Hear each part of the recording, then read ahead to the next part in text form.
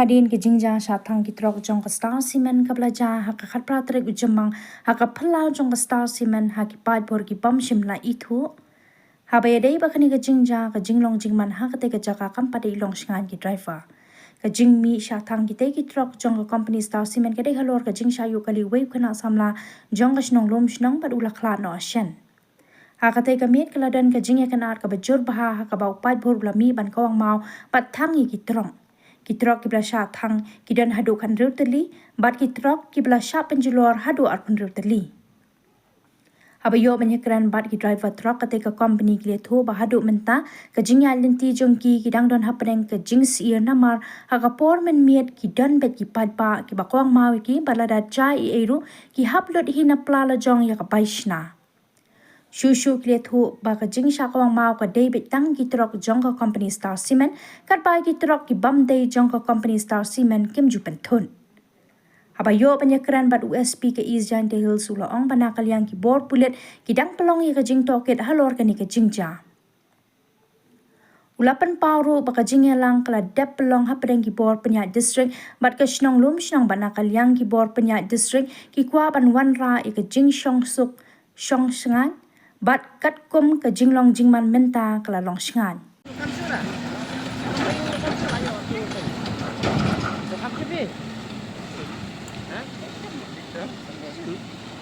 Itu ke jingja itu kasih. Ini saya par dan sini. Dan Ini sini oh. Dia ada kamar. di pisau kamu nak minta pisau shengan ni ambak piwan kitmar nanti nak post semen. Yang ni. Ya, kadang ke jingja pun beti Apa? Dan ni Tapi Parawan ini live sup one sup ni. kita tak ki nak ki driver ki papau ya ke jingja long syak penthot kan volunteer lada kikit mar nanti nak post semen kadai sisa kata. Tip jok chen putip mo. Boy man ba da live boy chen Di start semen. Ngam don aja nih ngadon saya snapor. Dia minta bagi wan sini bagi kadang cuma siap bagi kerana. Boy memit tarai sak pentar eh. Dia pisngus sengai ni pisngus iat nada pi wan sini. Por musni mula sa sengai por memit saya siar eh. Terus iat dah kapal memit kemat ke pentar. Ah. Dia lihat kamu ba? Lekam ngaji ni sa penting. Apa nak berhukum ke pentar? Nama kita kiba kedau bagi syak kawang mau kadai syak. Dai por memit tu musni kawang eh. Kawang juga kadai.